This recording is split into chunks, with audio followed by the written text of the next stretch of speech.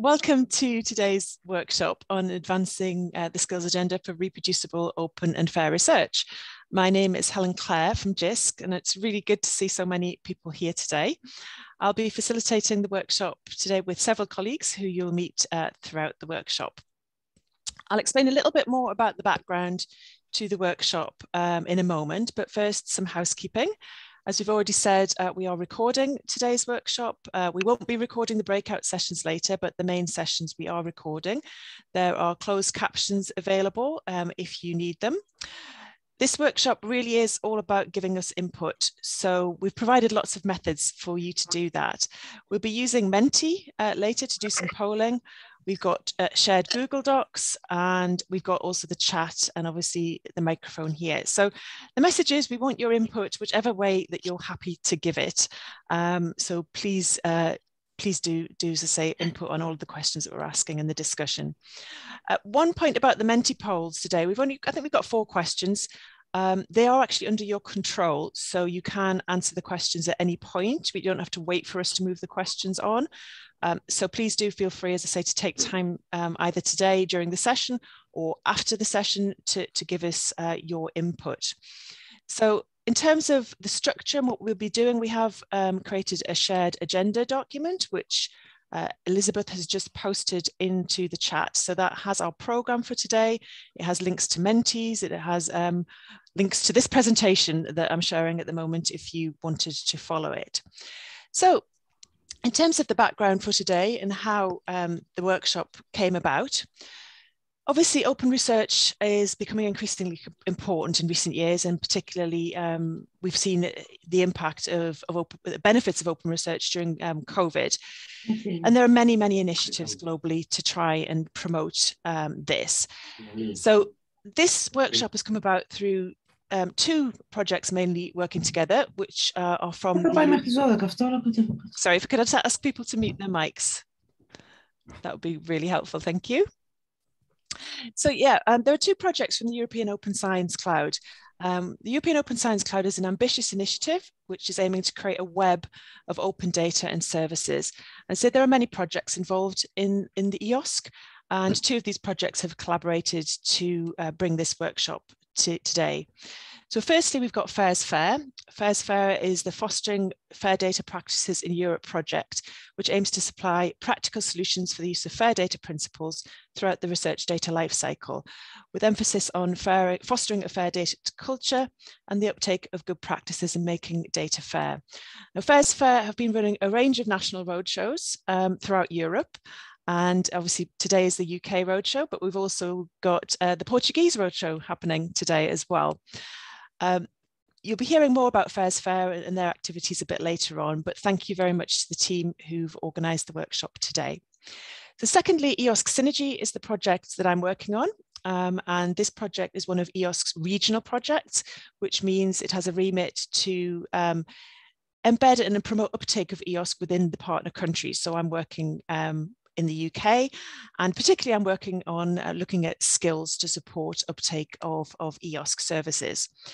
And one of the activities that I'd like to do is do a kind of snapshot of the UK and see what's happening in terms of open research activities, particularly around supporting skills development. And that's one of the reasons that this workshop has been put on today. But in the UK, we've partnered with a coalition called the Open Research Competencies Coalition, which is an informal grouping of several institutions, sector and professional bodies who have an interest in skills for open research. The organisations involved cover a whole wide range of different areas. And we've mainly been focusing on supporting professional roles in open research, such as new roles emerging around scholarly communication support and open research support. But obviously we are interested in all aspects of open research. All these initiatives have something in common, I think, and it's that we want to make open research the norm. And we recognise that this can't be done just by simply providing the technical infrastructure. We need to improve skills and we need to promote culture change. So how do we go about doing this, and how do we bring these different strands of open science together? If we look at this UNESCO model of open science, which formed part of their recent recommendations, these recommendations have actually been adopted as of yesterday by the General Committee at UNESCO. We're all coming from open science from different angles. And in the UK, certainly, we're not necessarily joined up. We've got some people coming, or organisations coming from the data angle and FAIR principles, others from open access publishing, and others from the strong links between open research and reproducibility. So in the UK, we are very strong on mandates for open access and data, but we don't have a national plan for research as compared to for open research as compared to other countries such as France and the Netherlands. There's actually a link on the slide there to open science policies in EU countries, so you can get an understanding of what's happening in different countries across Europe. But until we do have a national plan in the UK, it's up to those of us working in open research to join up as much as we can. So in terms of skills development, we hope that this workshop can start the process. And as a first step, we want to try and capture current activities in the UK and share our ideas about the next steps. We'll hear about some exciting initiatives today, and we'd like to hear about what you need in terms of support for your work in your institutions. So our agenda for today is to focus on two questions. Firstly is to think about what support in terms of skills development is currently being provided to researchers. So we'll have a quick view from Nick Shepherd at Leeds and move on to a discussion session to try and capture your activities and what's happening there. And then secondly, we'll move into the second session, which is looking at those of you that actually work to promote open research in your institutions. What support and training do you need, and how can this be provided? So we're aiming to wrap up at about 12 o'clock. As I say, we'll hear from Elizabeth Newbold talking about FAIR Data's stewardship training, and Marcus Munafo from Bristol talking about the UK Reproducibility Network. So some activities that are currently happening, and we'll think about, again, how we can join this up and work together. So before we move into the discussion session, it would be great if we could hear a little bit about you. We've had some introductions in the chat, and we certainly know what the weather is like where you are, but it would be useful to find out what sort of role you have. So if you can go to the Menti link there. So I think the links are either in the document, but I think Elizabeth's also posted the link in the chat. Yes, there is an issue with some of this in the terms that we'll find that lots of people are others. So please do add further detail in the chat if you feel that you're being too constrained by the Menti links.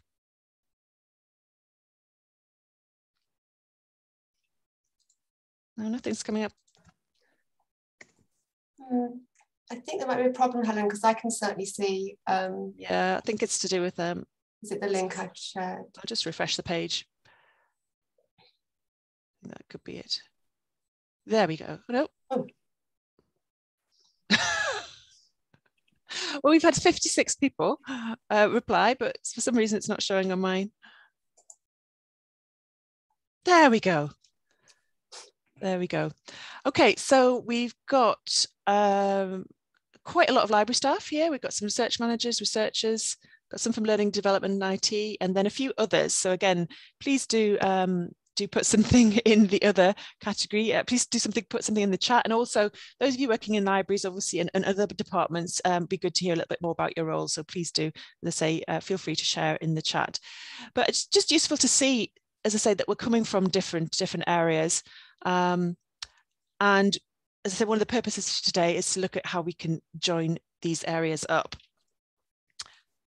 So before we move into the discussion session, we'd like to just hear from Nick Shepherd, who's going to share some information about what's going on at Leeds, and say to lead us quite nicely into the discussion where we find out more about what's happening at your institutions.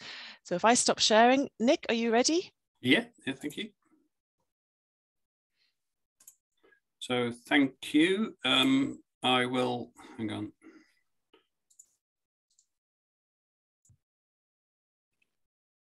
I can't see. How do you get rid of that thing? There we go. So yes, hello. I'm just going to go talk hopefully for about 10 minutes, just a view from a university, from my own institution at Leeds. I'm looking forward to a discussion later with everybody from your own perspectives at your own universities. So let's start with a little bit of background about me. I'm what you might call a common or garden library research support professional. There's actually an in-joke in the birds there. If you've worked in open access, tell me which bird best represents open access for you. I use the word professional advisedly for several reasons, and I've got colleagues on the line. I'll let those comment on that. But I don't have any professional qualification. I'm not a librarian, and I've got a BA in English, so I can read basically. No higher degree, so I don't think this will necessarily be unusual for many of my colleagues based in libraries supporting this type of activity, and how that relates to sort of some of the more specialist support that we might need to give disciplinary specific. I think that's relevant in sort of, as I say, I'm a layperson trying to support this stuff. I learned on the job, still learning, obviously. We've already heard about, briefly, it was on one of Helen's slides about UKCORE, the UK Council of Open Research and Repositories. So that's a very supportive community, and I've already seen many names I know from there today.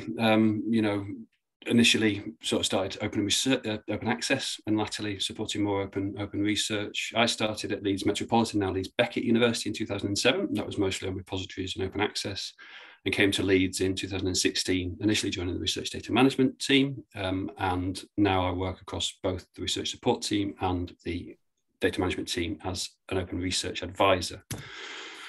A bit about Leeds, again, obviously people are going to be from different universities, different types of institution with different levels of support and teams and, sizes of teams, etc. So Leeds obviously is a research intensive, a big university. We've got 7 faculties, 14 interdisciplinary research institutes and centres. So again, just the different disciplines that we're trying to support from a central service can be challenging. 9,200 staff, 3,800 of which are academic, 10,000 postgrads, around 3, going on for 4,000 of PGR. So obviously an awful lot of people to support in a range of different disciplines.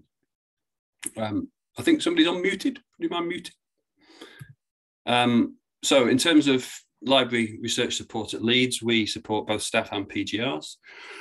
As I say, with 2 teams, there's the research support team and the research data team. So research support covers open access funding. I'm sure this is familiar to many colleagues from different universities. We've got there's a big team, if you like, and a small team. So the research support team is a much bigger team, not least because of this sort of insatiable beast that is open access. Ref support happens there, infrastructure stuff around Symplectic, which is our CRIS system, the repositories, ePrints repositories, White Rose, Research Online, and eThesis Online shared with York and Sheffield. Research skills development, sort of like bibliometrics, literature searching, raising research visibility, while in the other smaller team, of which I'm also part. Obviously, we're looking at open and fair data. Again, a lot of stuff around infrastructure, not least PIDs, data management planning, infrastructure stuff. Again, in terms of research data repository, we do have a local data repository and supporting, related infrastructure, third-party or specialist repositories, funder compliance, and again, researcher skills development. So where does open research sit across, those 2 services? I'm the only person with an explicit remit in my job title, if you like, around open research, but obviously many of my colleagues are also working more or less in this area as well. And in terms of the skills that obviously I need to be upskilled with, as we all increasingly need to be, you see lots of these sort of circles and different diagrams. I suppose this is a variation on the example that Helen showed before. So this is from LIBA, you may have seen, which breaks it down into these 5 areas. Now, me as an individual, I suppose with my background in open access, is going to be the sort of bottom right-hand segment that I'm most familiar with, in scholarly publishing and open access, and also through research data, the top left, around fair data and open data and all the different skills that go with that. But even those, within those, there's lots of skills. And again, there's a range of other skills that increasingly I'm having to learn about and to support, especially around research integrity and reproducibility, etc., but also citizen science and metrics and rewards, things like DORA, the Declaration on Research Assessment. So lots of intersecting, but different skill sets, as Helen was alluding to as well. There's also, I think, keep coming back to the theme, I think, for me, is disciplinary differences, whether it's just between STEM and humanities and social sciences, the issues around open research can be very different across different disciplines. For preprint practice, for example, varies dramatically between different disciplines. Registered reports and pre-registration, which I've learnt about, I suppose, through the pandemic, really. I'll talk a bit more about that in a moment, and how that relates to different disciplines and different people's awareness of those types of practices. We're obviously trying to, and increasingly, and this is no mean feat and a challenge at a big university, especially remotely, although there's certain benefits to that, is to liaise with colleagues in other parts of the university. So increasingly we're trying to work with our colleagues in research computing, cross referrals, that kind of thing. And obviously they have different skill sets around software and code, supporting GitHub, training in things like Python and R, stuff that, I know the principles of, but certainly can't, provide practical support, or cloud and high performance computing. ODMPL, that stands for Organisational Development and Professional Learning. So they have an overarching remit for researcher development. A lot of work happening at Leeds and elsewhere. I know around research culture. They sort of take the lead on research integrity and ethics. Obviously, again, a lot of overlap with the type of things that we as another central service are supporting as well. So very important to sort of liaise across those parts of the university, which again is no mean feat when everybody is prone perhaps to work in silos sometimes. Also increasingly working with grassroots organisations. I know we're going to hear from Marcus about the UK Reproducibility Network later. Reproducibility is a fantastic initiative. I can't sort of overstate the amount that I've learned from the journal clubs through reproducibility. We at Leeds aren't yet a fully signed up member of UKRN. I think that's on the cards, but we do have a sort of network of interested colleagues, trying to build up. We use Microsoft Teams, and there's a discussion space on there, and different people can join that and talk about issues from their own disciplinary perspectives, etc. I'm sure most people have heard about reproducibility. It's a grassroots journal club initiative. As I say, really can't overstate the amount that I've learned from that, from joining discussions in person prior to the pandemic, but now perhaps the only good thing about COVID is that you can attend these things remotely, not only at your own university but other universities. Just a specific name call for Kelly Lloyd, who is one of the organisers of reproducibility at Leeds. She's a second-year PhD student with a background in psychology. She taught me all about pre-registration, for example, and she's done a lot of talks, and we've worked. So again, that's another example of how we're sort of liaising with particularly early career researchers, or in this case a postgraduate colleague who's obviously gets this stuff and is working very hard in this area as well. We've also been running, and again I know a lot of universities have been doing similar, our open lunch series. So we've had lots of interesting talks from people both within Leeds and external to Leeds. So I know Hugh Shanahan is on the call today. So he did a talk for us on that fourth one, Open from Beginning to End, Addressing Barriers to Open Research. So that's available, as are all the others recorded on our blog if you're interested. And again, I've learned absolutely loads from those, and tried to incorporate what I have learned into a workshop on which we've called How Practicing Open Research Can Benefit You. I think that's still got a lot of development to do. I've been thinking about that recently, how we can sort of improve that. I think it tends to address the principles, because I'm, again, lack perhaps the explicit skills and experience as a layperson, if you like, to provide practical advice, perhaps. Pre-registration is a good example. So Kelly's also been very good enough to, if she's free, she'll join those sessions and help us sort of talk about, specialist issues like pre-registration, where I don't have obviously the academic experience. So the challenges, I think, at best, I'm perhaps one page ahead in the textbook with some of this stuff. Obviously we've got a background in open access particularly, but the open research stuff I'm still very much learning about. Can be a bit of an echo chamber, I think. How do we engage all staff and PGRs? We do see the same sort of faces popping up, same names popping up at events. The people that get it are doing it and interested in doing it, but how do we reach everybody? Keep returning to this idea, I think, of disciplinary differences. As I say, for someone like myself in essential service, the difference between the principles open research, which I can kind of do, but practical support is perhaps more difficult. You know, do we need local champions or discipline experts? Something like the TU Delft model, people may be familiar with. I think it's, you know, they're called data stewards, and people with PhDs in a given subject, you know, based within faculties to support more practically in a disciplinary context. Obviously, open access is an insatiable beast. I still get pulled into open access, you know, and it can sort of overshadow broader conversations, I think, about open research. But, you know, that's not going to go away in terms of the complexities around that. But I think it's worth bearing in mind just how we negotiate that in the context of the broader discussions.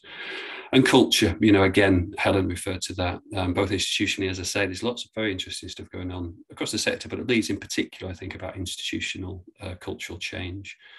And part of that, of course, is reward and incentive and things like DORA and the Declaration of Research Assessment. But again, you know, that there's a need to bring together different parts of the university around these sorts of discussions. So in terms of what might be next, just this year, the university made a new appointment of a Dean for Research Culture. So that's Dr. Kat Davis. This is an article they wrote about sort of issues with research culture generally, and what might be done about that, and how open research is part of that.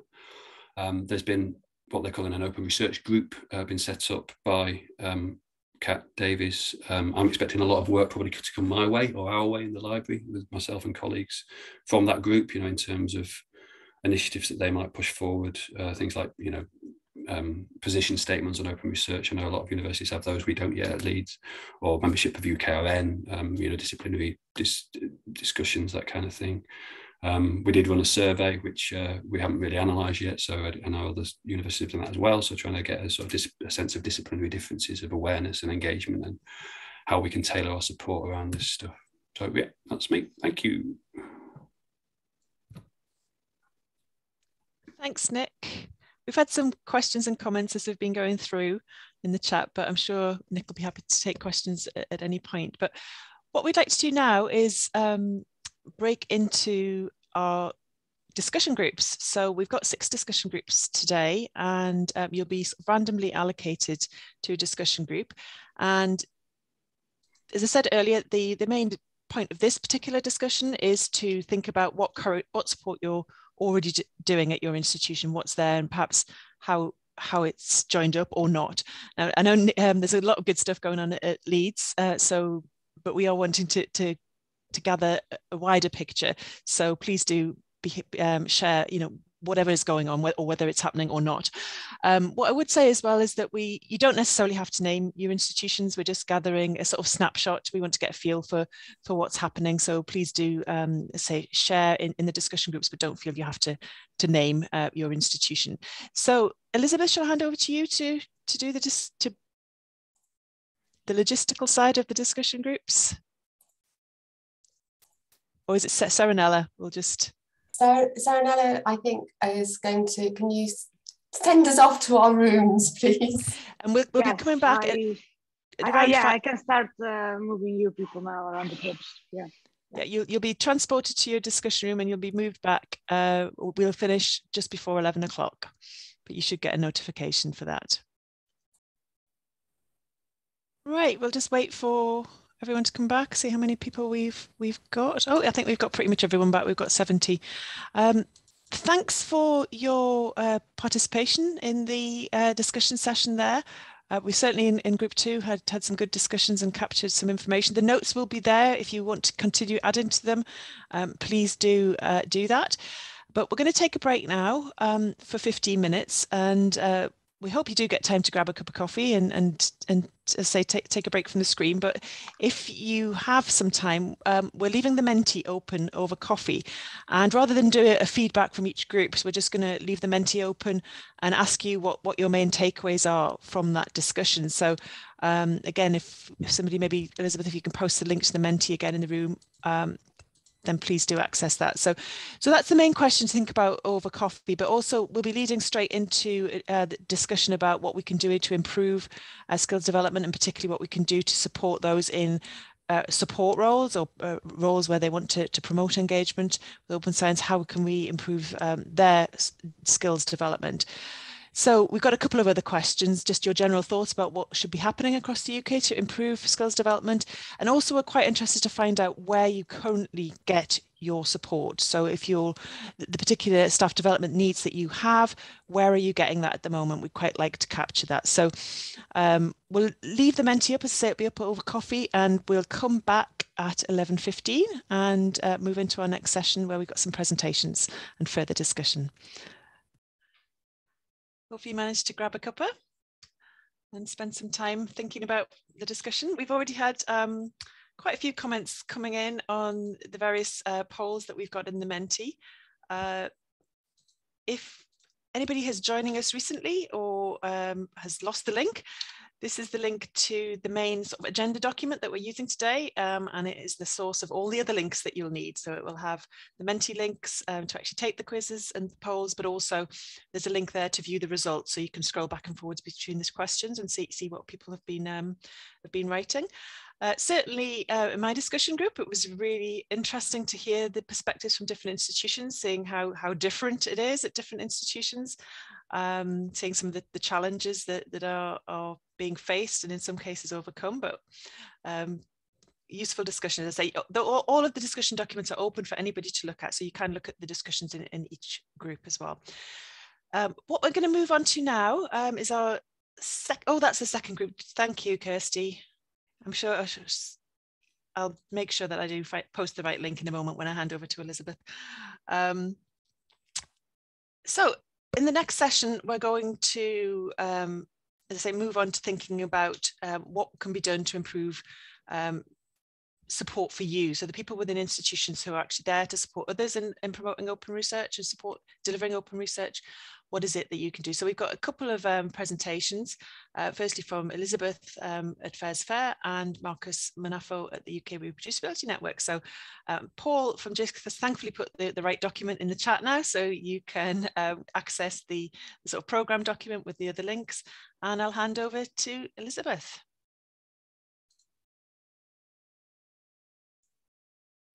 Thanks, Helen. So hopefully sharing the right screen and not showing you everybody coming in to the meeting. So yeah, I just wanted to talk a little bit about what we've been doing in the FAIRsFAIR project. And as I said, I'm just sort of representing FAIRsFAIR on this and been leading the work package, but I think Hugh is possibly still on the call and Joy is definitely on the call, who have both been really heavily involved, and Hugh's been leading the work on the instructor training and Joy's been really heavily involved in delivering it. So they'll probably correct me if I miss anything out. So just very briefly, FAIRsFAIR is a European funded project. We started in March 2019 and we're coming very close to the end when we finish in February 2022, which is quite scary to think that it's 2022 in not many weeks' time. So FAIRsFAIR covers quite a lot of different activities based around data practices, data policy, certification, and a big theme is around training, education and support. And the work that we've been doing with data stewardship and instructor training falls into this training, education and support aspect, which is obviously why I'm talking about it today. So the data steward instructor training, we had an objective about supporting a range of communities in their activities aimed at fair data uptake and compliance and to deliver data stewardship training. Before I go too far into data stewardship, just to recap what we mean by data stewards, because it is a word that's bandied around, and I think we've mentioned earlier, people aren't necessarily called it. So we're talking about support staff from research communities and research libraries, and possibly those managing data repositories. So it's a very wide-ranging, broad term that could mean different things in different institutions. And what people do, their tasks will vary in what they cover. And we think there's sort of probably three main types of data steward roles, which has been talked about in previous presentations in different venues. And there's those who are perhaps more embedded and operational, who may well be in a project or employed in a department and might have very specialist skills. There's some policy, strategy and coordination type of roles who might also be seen as data stewards. And then there's sort of this middle category around the generic and advisory activities, which probably fit very similarly with research support roles, those in libraries, a lot of what we've talked about earlier today in our breakout sessions. So that generic and advisory type of activity all come under the data stewardship umbrella. So our data steward instructor training has been aimed at trainer activities and people who will be delivering training themselves within their own institutions. And we have aimed it again at the generic and advisory roles in universities and other research organisations. And that doesn't mean it's been exclusively for that. It's been self-selecting to some extent, but it hasn't been on the specialist end of it. And again, the critical thing is that the people are going to be delivering training themselves in their role. So we started with an initial plan about in-person events and 2 weeks in the school, and that happened in 2019 and didn't happen again for the very obvious reason that COVID came along and stopped travel. So there was a big rethink of how to deliver the instructor training, and we've coming up with a new common model has been developed. We did some pilots, and I don't know if there's anybody from Manchester on the call, but we did a pilot with Manchester University. And then from there, we developed working with partners and at a regional and national level. So we have 3 half-days spread over 1 week, and we share materials in advance for the flipped learning approach, because obviously it is all now online, and then there's homework to be completed in between. So we ran 5 events based on different regions. We worked with people in the north in Ireland and University College Cork. We worked with a group of people at Gdańsk University in Poland, delivered to Poland, and also with the EOSC Synergy project have been involved, and Ghent University in Belgium. So that's worked really nicely, having a local partner to coordinate and develop this model and see how the model works in different scenarios and different regions and situations. Sorry, I just need to admit that person into the room. So the workshop makeup has tended to be around 30 people, 30-ish attendees, to have a sort of manageable group, not too big, but enough to have discussion. So I said we've worked, apart from the pilot with Manchester, we've done this as a regional country-based approach, and therefore we've had people from multiple institutions from that region. So some people might be from the only person from their institution attending. There might be a number of people from their institution attending, but they all have a commonality of coming from that region and country. And there's been a strong emphasis on teamwork within the activities. Encouraging members to get to know each other and to build communities, which is a really important aspect, and I'll touch on briefly in a moment.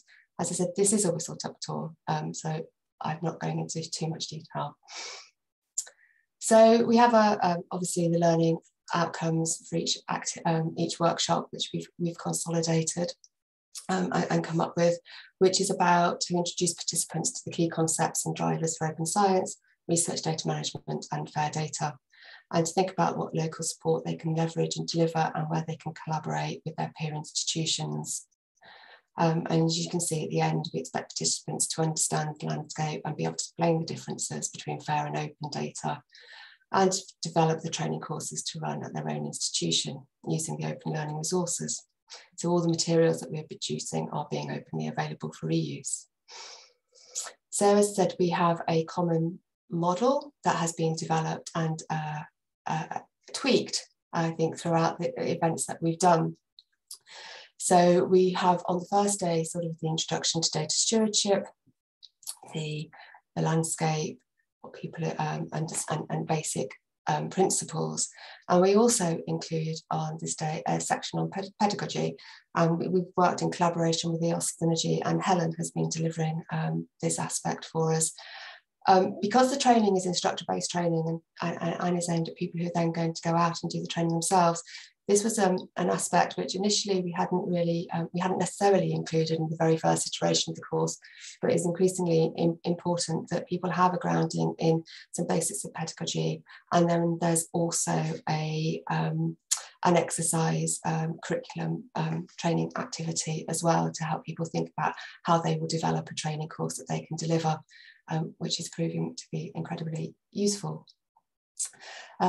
We then have a sort of activity at the end of the session. As I said, the sessions are about half a day, and looking at data management planning, which we come on to in the second day.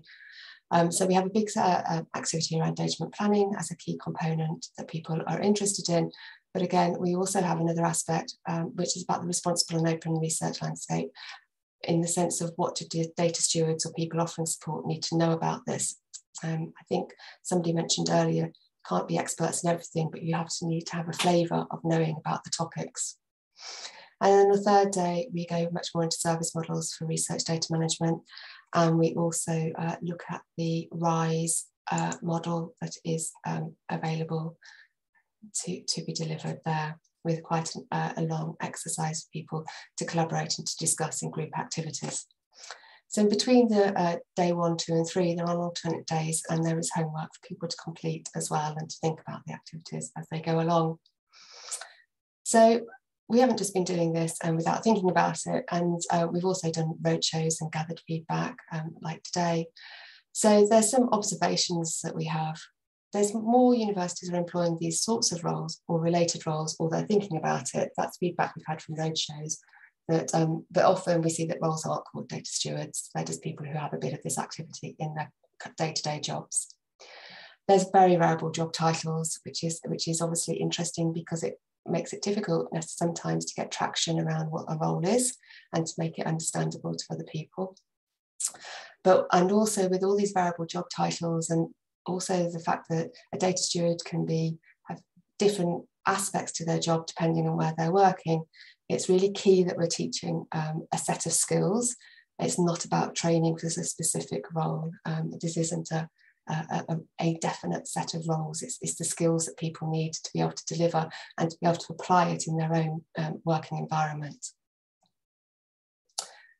Other observations on people who have been on the training that we've done so far, we've done over 100 people, I think, within the work so far, is that people are often working in small teams or singleton posts, so they can be quite isolated, especially as we're also finding a lot of people have been new to the role, less than 6 months or even 6 to 12 months. So it's quite difficult if you're new to the role and in a singleton post.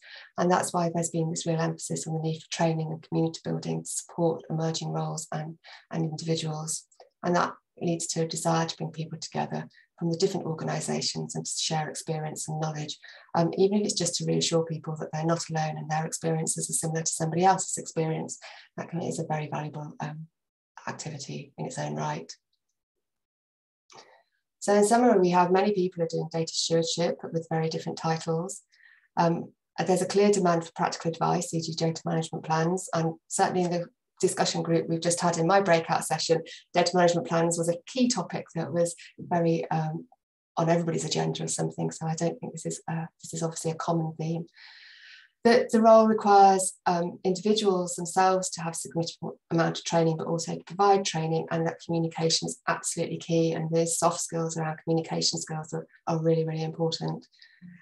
So we've been in different regions, and there's obviously different levels of contact and with the community and different levels of coordination within regions. Some are very well structured, some are less so. And the focus on community building is absolutely key. And that goes two ways. It's internal community building within your own institution and across the roles in the institution that you have to work with, and then the external community building with similar roles in other institutions to support your own development as well. So the things that, I said FAIRsFAIR finishes in 2022, and also with we're coming to the end, and sort of in the context of I work in the UK, this is a UK roadshow. Some of the things we're kind of thinking is, would this approach to training and skills development work in the UK? Is it something that is needed? And if it is, who or which organisations would be best placed to coordinate or deliver it? We've been doing this within a project, which is obviously doesn't think. So how do you make that sustainable? What else is needed? And if this is something, where is it best placed within the UK context? And then finally, I was going to end there, but I had an email from colleagues from FAIRsFAIR last night. So very hot off the press, there is a 7-part guide being developed called ACME Fair, which is looking at different aspects of implementing FAIR And this new guide was published last night, and it addresses the key issue of professionalising roles through training, mentoring and recognition. So do please if you have chance, have a look at that, and it is open for comment and consultation for a few weeks. So as I said, literally was put into Zenodo last night. So thank you, everybody. Thanks, Elizabeth. If there are any questions for Elizabeth, please do pop them in the chat, or we can come back in the discussion. I should also mention that the FAIR Adoption Handbook, is it worth putting the link to that into the chat? So yes, that's been designed to help institutions implement, support FAIR. So that's one sort of approach to supporting those in a particular aspect of research, open research roles. But I'd like to move over now to introduce Marcus Manafo, who from the UK Reproducibility Network, who will introduce the work that the network has been doing and is going to be doing shortly. So I'll hand over to you, Marcus. Thanks, Helen. So what I thought I would do is briefly introduce and describe UKRN for those of you that aren't familiar with it, but it's been name checked a few times already today, which is really gratifying, I guess. And there are plenty of people on the call who we work with who are part of our effectively extended academic collaboration, which is really what we are.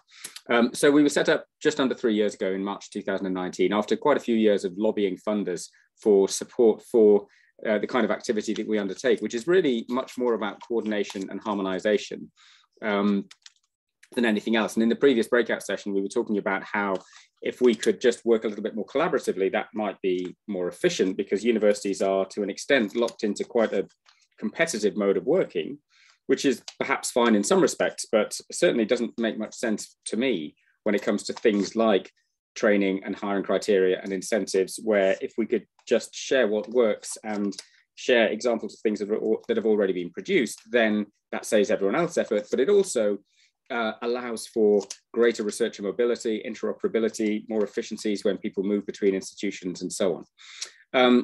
So that was the guiding principle, or one of the guiding principles when we set ourselves up. We're structured in a way that creates effectively 3 clusters. We have local networks of researchers that are self-organizing, quite informal groups of researchers that run things like the reproducibility journal clubs that we've been hearing about, and also the Riot Science Club seminar series, and they set up open research working groups. So it's very much grassroots activity led by researchers themselves. And we have those at 57 institutions in the UK at the moment. Then we have institutions that have joined formally, and by joining, they create a senior academic lead role focused on research improvement.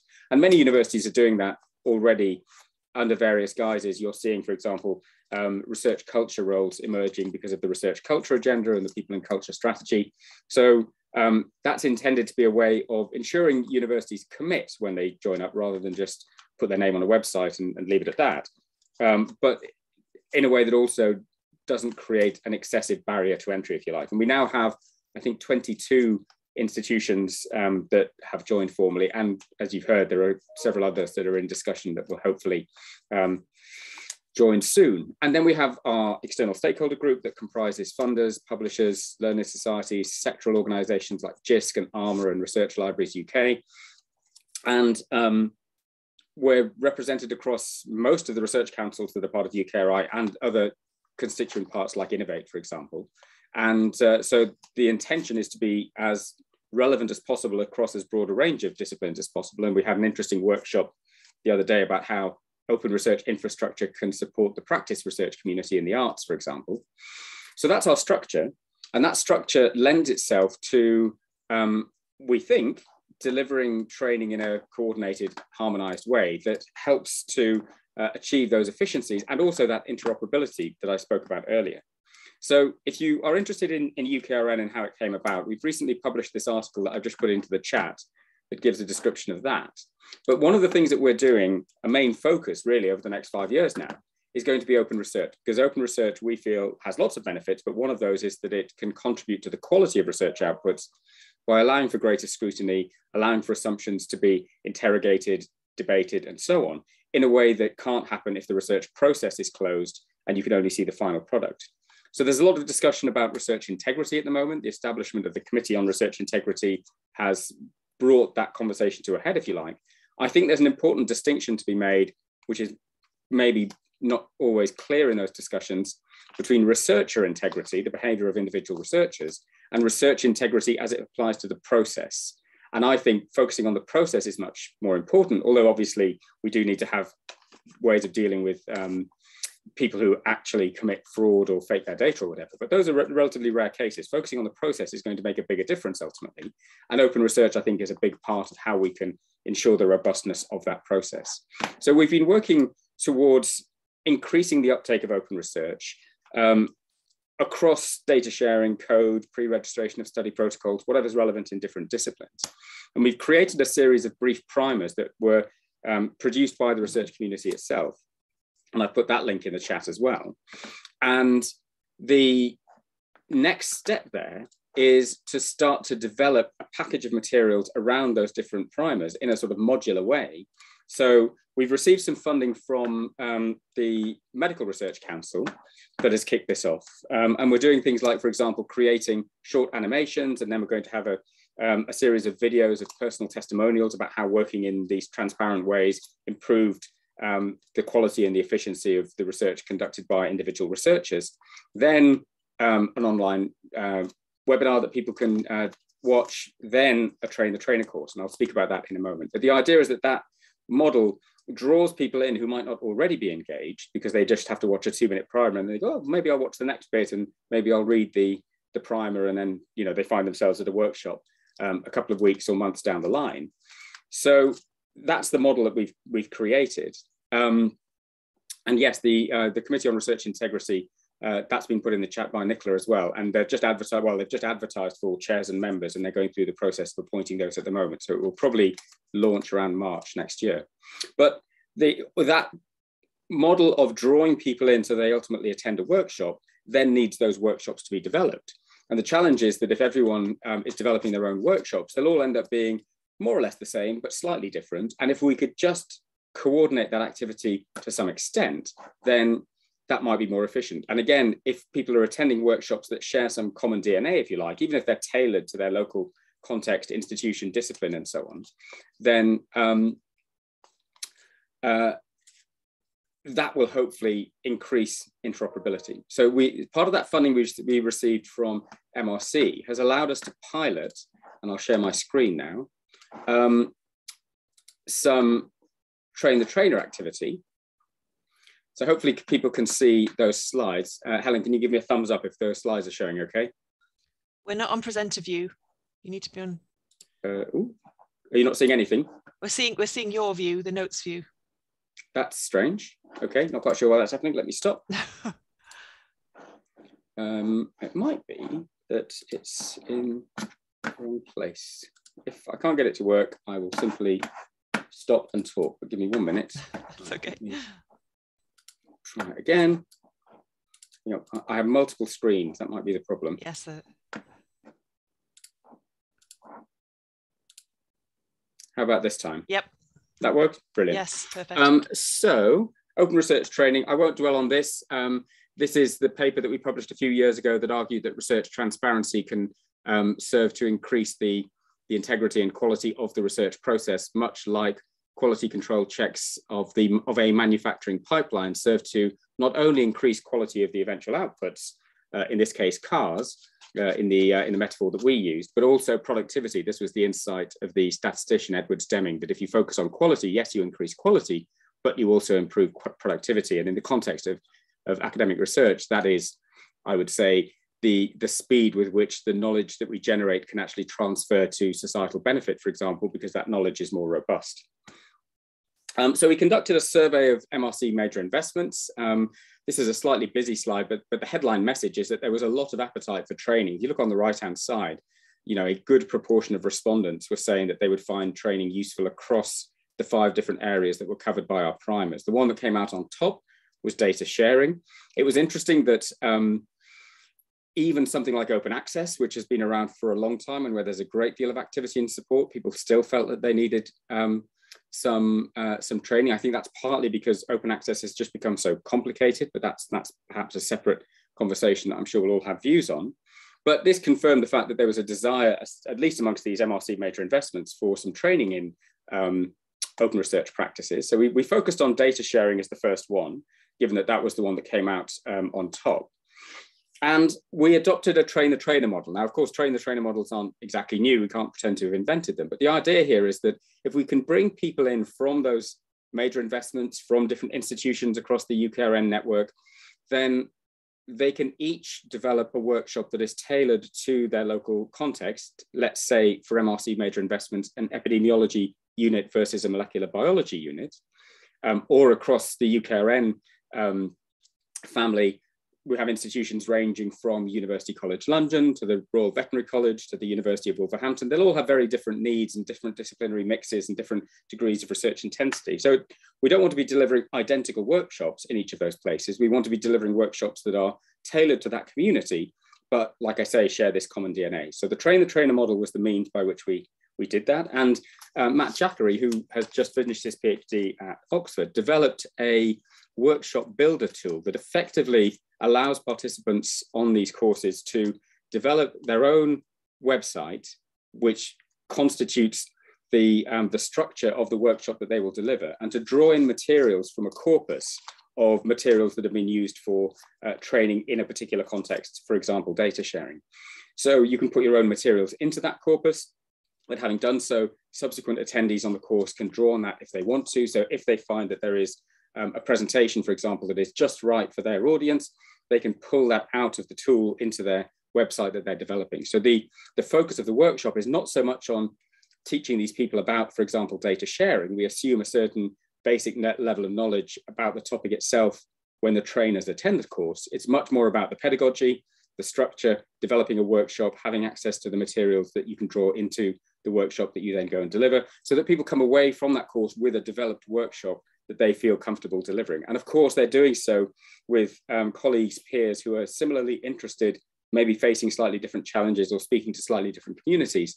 And that in itself, I think, is quite a healthy way of creating effectively a kind of small community of practice that can then go back out and deliver those workshops. So we're now monitoring whether or not those workshops will actually be delivered, but that's the hope. If anyone is interested in this work, Jackie Thompson is the person who is leading this activity, and so drop her a line if you'd like to find out more. There are several train-the-trainer courses coming up that are advertised on the UKRN website as well, if anyone is interested in those. So that is the approach that we've taken and piloted. And the final thing that has happened is that we received a major award from Research England's Development Fund to do this on a much larger scale across UKRN institutions. So it was originally 18 that were part of the bid. As I say, we're now up to 22. More are joining all the time. And any institution that joins will have access to the training and other materials that we'll be developing. And we'll be working with a number of partners across the sector, and hopefully bringing in other partners, because again, there's no point reinventing the wheel, and coordinating this as much as possible, I think, is the way in which we can increase efficiency, but also improve interoperability, boost research mobility, and all of those kinds of things. And part of the project, a major part of the project, is delivering training via this train-the-trainer model. But another part is working on some of those other things that we've heard about: hiring and promotion criteria, incentives, open research prizes, so that the training is embedded in a range of other measures that will hopefully serve to boost uptake. And of course, one of the things that we'll do is monitor the behavior of researchers and the downstream consequences of that in terms of, for example, what proportion of outputs have data sharing statements, things like that, which is not a trivial thing to do. So the final link I'll put in the chat is just a news article that gives a bit more information about the project. We're just starting. It'll properly kick off in the new year, but that's 5 years of activity that will hopefully keep us busy and be a means by which we can reach out to lots of other organisations. Thanks, Helen. Thanks, Marcus. It's really interesting stuff there. If anybody has any questions, I'm sure Marcus is happy to take them in the chat. We've got about 15 minutes left of the session today, and I think we've covered many different aspects of supporting skills for open research, from the idea of joining up the training, making sure it's joined up with cross institutions, and as Marcus has talked about there, making best use of resources by not reinventing the wheel. And we've also looked at different models for training and professionalizing those of you who are in support roles. So really would just like to open up the discussion now to you and to say, what should we do next? You've heard about some different initiatives like the data steward training, the UKRN train the trainer program. What else could we be doing? And I say, please do feel free to put in the chat or add to the Menti. But what I'd like to do now is just invite some of the members of the Open Research Competencies Coalition that I mentioned right at the start, because we've got a few people on the call to give their thoughts. Does anybody want to put their hand up, or shall I? Alison, you've put your camera on, so you volunteered. Do you want to just introduce yourself and give your perspective and say who you're representing? Thank you. Hi everyone, I'm Alison Sutton. I'm the Research Engagement Manager at the University of Reading Library. So in our team we have open access, research data, open research and digital humanities. But I'm here today really as the UK core representative on the Open Research Competencies Coalition group, on the ORCC group. And UK Core is the UK Council of Open Research and Repositories. So we are a group of professionals who work very closely with institutional and data repositories. And our focus is largely open access. So that's the part of the open research lifecycle we represent. We've got over 600 members. I just thought I'd comment really on what we're actually doing about the situation with training and training needs. So we recognise that we don't have the funds to produce our own training resources as such, or to certify or endorse them. So we're working on creating a resource which brings together the best of the resources and organisations which are out there that will suit our membership. So that is something that we're planning to put onto the UK Core website's knowledge base, so it will be shareable with our own members, but also publicly as well. And that's actually based on a landscape survey that ORCC has done over several years of bringing a large number of these resources together. But we're going to be specific about the ones which are relevant to us. We've also considered having an informal mentor scheme within our organisation so that more experienced people can support new joiners into the profession. And also at setting up an educational skills officer on our committee so that we can liaise with other organisations who are building resources. So I think probably what I'm taking from today is that we definitely need to cooperate with people and reduce individual effort. So that's me done. Thanks, Alison. I noticed it in some of the Menti results coming in, there was a request for a peer network, particularly around the data stewardship side of things. So that I think will probably lead me quite nicely to introduce Joy Davison from the DCC, if you want to give your perspective on our conversations today. Yeah, thanks very much, Helen. So, I think we, like many other people have said in the chat, it's so nice to see a lot of the familiar faces coming to this session today. I think we have a long history in the DCC of working with institutions and trying to support data stewardship capacity and helping people to be able to support researchers. And I think over the years, we've run lots of events like the Research Data Management Forum. We had one back in the summer, which actually looked at skills. We do drop-in sessions for our DMP online service so that people can come together and understand how to support researchers in data management planning. But I think my biggest take on what we're missing at the moment is something that we actually had quite a few years back. We used to have a very kind of good community where we didn't actually have to come together for a specific meeting or a specific kind of topic. So, RDMFs are all related to a particular topic or theme. The DMP drop-ins are similarly theme-based. But we don't really have that kind of network that we used to have. And the JISC Managing Research Data Program used to kind of fill that to some degree. We had a good community of peers who could just share good practice and had a way to do that in a good, more structured approach. I think we have good communication just kind of at a grassroots level. We have things like the Research Data Man list, and it's very well used. People will post questions and answers will come forward. But, you know, I think what's lacking is somebody to kind of pull all this together and give us that structured way to find things when you need to find them. So we all remember that we'll see like a thread in the list that was something useful, but when you try to find it, it can be quite difficult to go through. So UCOR may provide some sort of a focal point around that. I think the mentor scheme that was mentioned sounds great. But yeah, I think that would be my kind of takeaway from today, is that, you know, we do have a lot of training opportunities and formal events where people can come together, but what is lacking is that kind of informal peer network and just an easier way to share good practice and to draw on the expertise that does exist, especially for those people working in small teams and who might be new to the role. So I think I'll stop there and then hand over to somebody else. Thanks, Joy. Does anybody want to maybe come back on Joy's thoughts around the community particularly, and who should be taking that forward and how?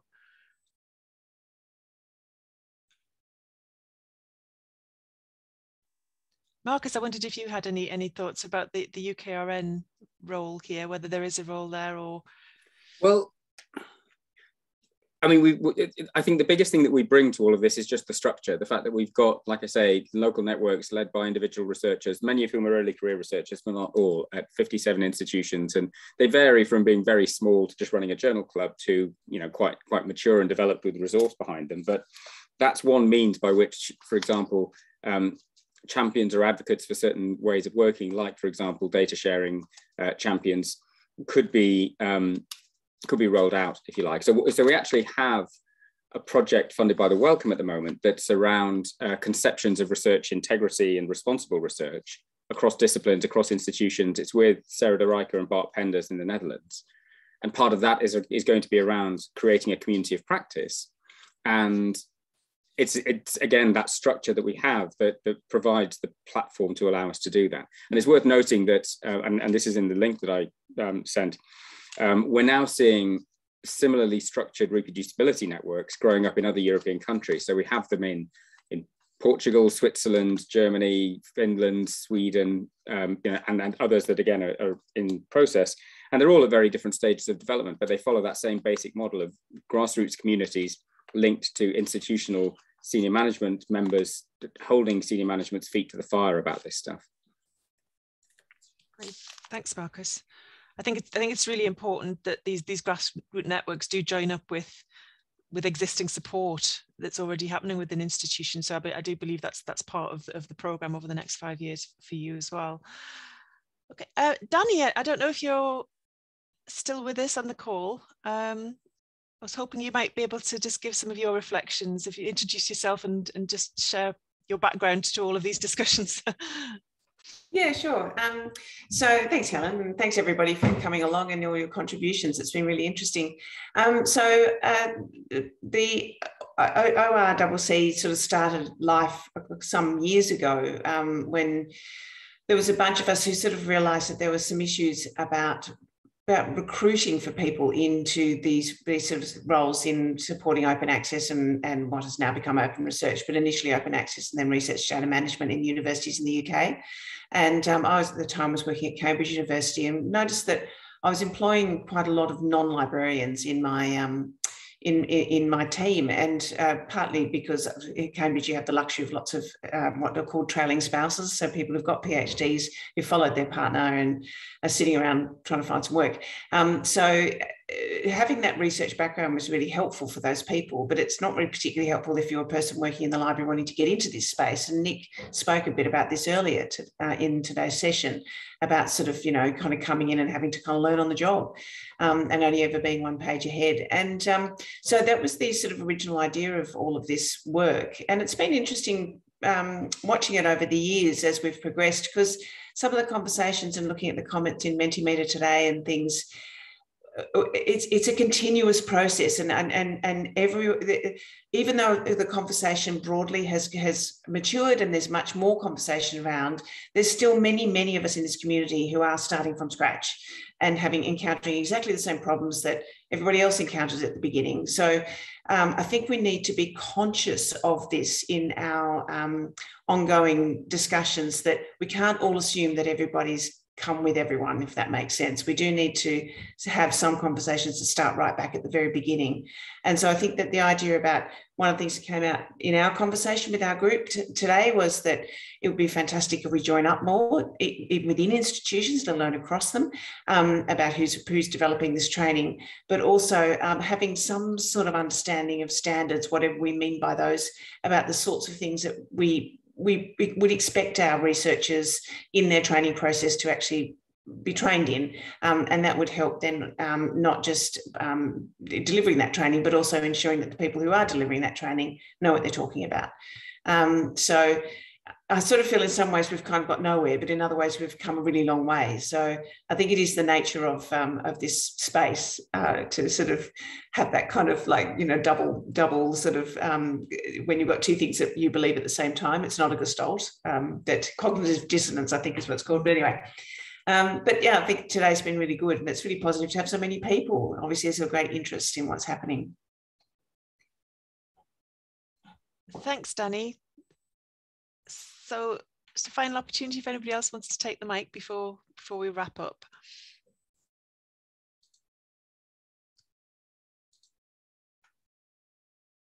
So this just gives me an opportunity just to put my final. I just thought yeah, sure, go. Echoed what everybody else is, specifically what Danny was just saying. But again, I suppose on the skills thing is, as I've said, you know, I've been doing this for 12 years now, and it's taken me that long to sort of learn it, you know, but nobody taught me. And that is really lacking. And I'm a big believer in community, and obviously there's a really strong community around that, but we do perhaps need some sort of framework. And obviously the cultural aspect is a hugely important part of that as well. But as Kirsty said in our breakout group, Kirsty Wallace, that it needs to be standardised across universities, because again, ECRs are moving between universities. So if it's not standardised, you know, the cultural expectations or the rewarding incentives are given university, if they aren't translated to another university, then that's going to cause more confusion. But yeah, it's you know, it's reassuring to hear that everybody's sort of in a similar boat to some extent, but it is frustrating as well that we're still in the same place. And also, I mean, the other thing, just to reiterate from what I was saying earlier, the whole open access thing is so insatiable, you know, and how do we differentiate open research from that, where it's very clear what the compliance requirements are, and we need to sort of, you know, work hard to make open research count beyond that, I think. Thanks, Nick. I think that's a good point to finish up with, really.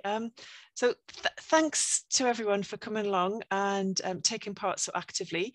Just to say that the documents that you've been looking at and the Mentees and the Google Docs are still open, and we'll leave them open for a few days. So please do, if you want to add further thoughts and ideas that you may have, please do add them to the documents.